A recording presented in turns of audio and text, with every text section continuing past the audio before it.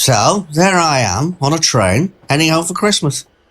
It was the 1613 service from Manchester Oxford Road to Chester, for those of you who may be interested. Anyway, the train was quite busy, and my reserved seat had been occupied by a big fellow who, when asked kindly by me to vacate said seat, had told me, in the bluest possible French, to move along my merry way. Well, what was I supposed to do? I'd never been the sort to make a fuss, especially in such a confined public space. So I moved on down the aisle till I found an empty seat. So, anyway, there I am, sat across from a nice young lady, Huddersfield University graduate and part-time Debenham sales assistant, although I didn't know that at the time. And I'm looking idly out of the window, daydreaming about bureaucratic revenge and pretending I don't exist, when my eyes come to rest on a strange bit of graffiti adorning the lower half of the train opposite. It was written in small white typography, very plain, and was only just visible above the platform edge. I felt I was probably the first person in the world to ever notice it, save for the artist who'd put it there, of course. On a side note, I presume that artist is the correct term for a person who graffitis trains. I know Banksy's considered one. I suppose traditionally there's always been a fine line between artist and vandal. Anyway, I digress. Far from the usual name tags, or single-word slogans, the message on the side of the train was surprisingly wordy, almost erudite. It appeared to be neither political, nor expressing any particular social message. In fact, its point was distinctly unclear. It was as passive as it was surreal.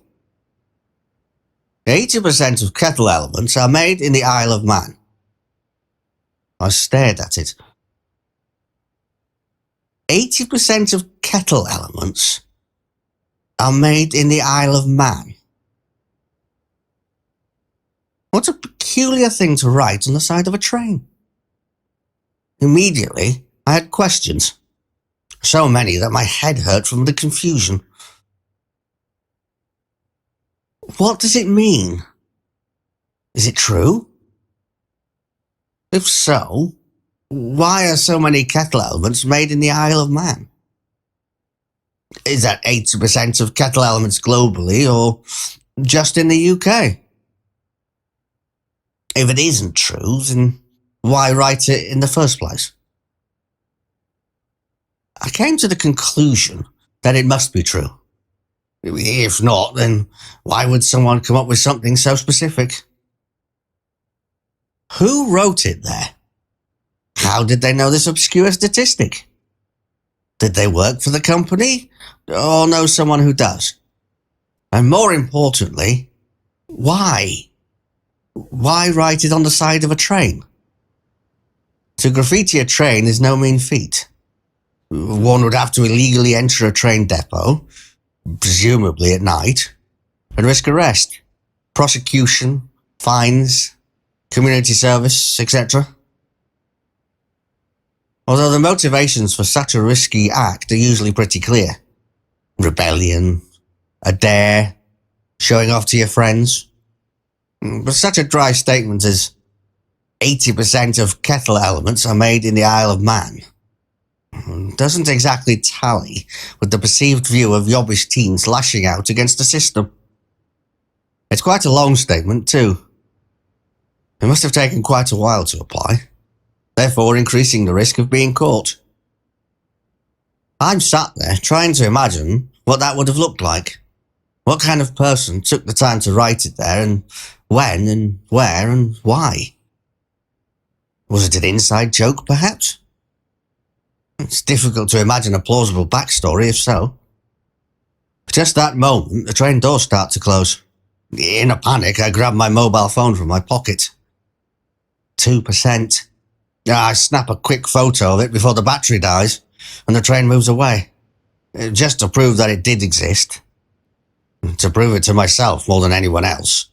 So as I might believe it was some strange dream, or that I misread it. or that it was actually some weird advert and it was there on purpose all along. As we trundle through central Manchester, I can't stop thinking about it. We're past Deansgate, and I wonder what will become of the graffiti. Someone will presumably be tasked with removing it. Some weary night shift worker who's cleaned 1,000 trains before and has seen everything there is to be seen. Would they even really notice? Would they be as curious as I am? Would they care? I imagine them going home in the morning. How was your shift? It was all right. Anything interesting happen? Well, I did see this weird bit of graffiti. Said something about kettle elements. Kettle elements?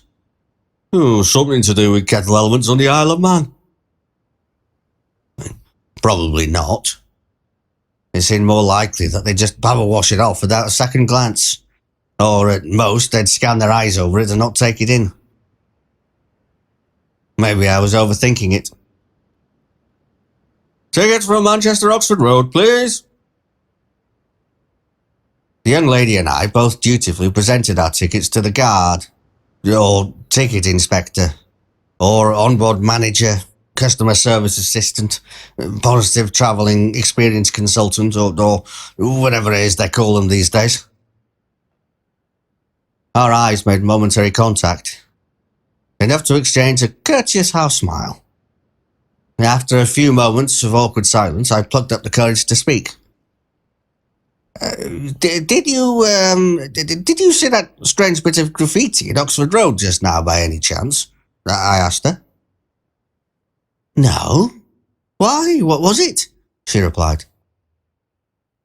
I explained to her everything I've just told you, except the bit about the rude man, and that she was a Debenhams sales assistant, because of course I still wasn't aware of that information at the time. At first she looked perplexed. Then she smiled. And then she laughed a bit. I felt as though I'd just jumped off the 10-metre diving board. I was in trouble, and there was nothing I could do about it. I was committed.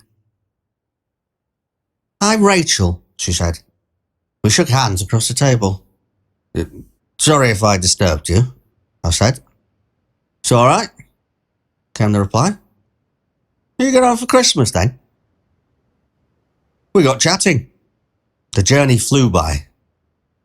We were in Warrington in a heartbeat.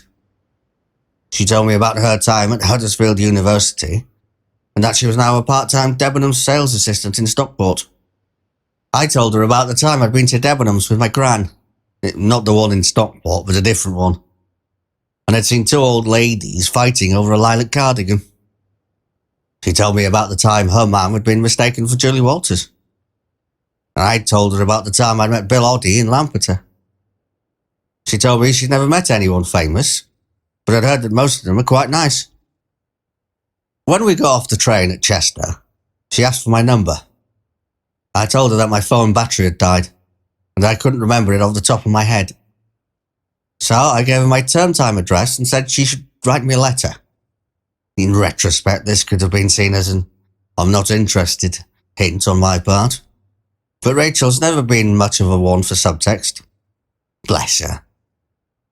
Lucky for me, otherwise I wouldn't be where I am today.